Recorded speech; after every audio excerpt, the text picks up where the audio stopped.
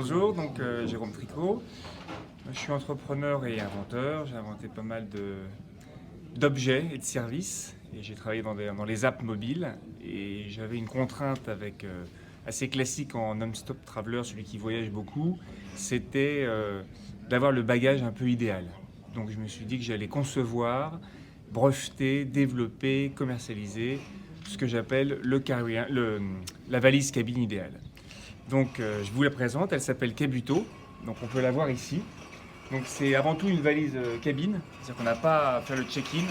Ce qui ennuie tous les voyageurs en général, c'est d'avoir à enregistrer, parce qu'on a des différents legs, des correspondances un peu courtes, et surtout en business, on n'a pas du tout envie de perdre sa valise ou qu'elle soit égarée.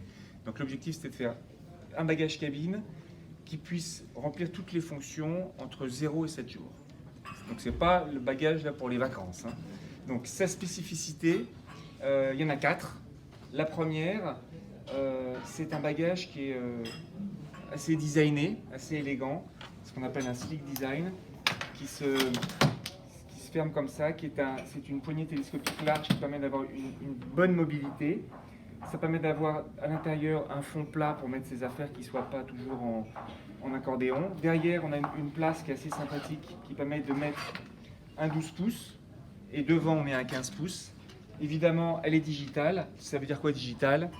Pour ouvrir sa valise, pas de clé, pas de code, pas d'app, exclusivement votre doigt. Voilà. Donc c'est le système du fingerprint, comme votre téléphone. On peut enregistrer jusqu'à 10 empreintes. Donc sur cette partie-là, c'est la partie ouverture de la valise. C'est TSA approved, donc ça marche dans tous les pays du monde et toutes les compagnies. De l'autre côté de ce capteur d'empreinte digital qu'on appelle un biosensor, ici vous pouvez recharger tous vos appareils, tous les devices, et notamment les ordinateurs portables, avec les prises USB-C. Tous les ordinateurs du monde depuis 18 mois ont l'obligation de mettre, donc c'est celle-ci, l'USB-C, c'est cette prise-là. Voilà, ça c'est la prise USB-C. Donc cette valise Kabuto, elle a cette particularité, on arrive dans l'aéroport, l'avion est en retard ou le train est en retard, on se pose à côté de sa valise, c'est une sorte de home office. Et quand vous la regardez comme ça, l'avant, je l'ai conçu comme un iPad cover. L'idée c'était d'avoir un outil où je suis toujours debout.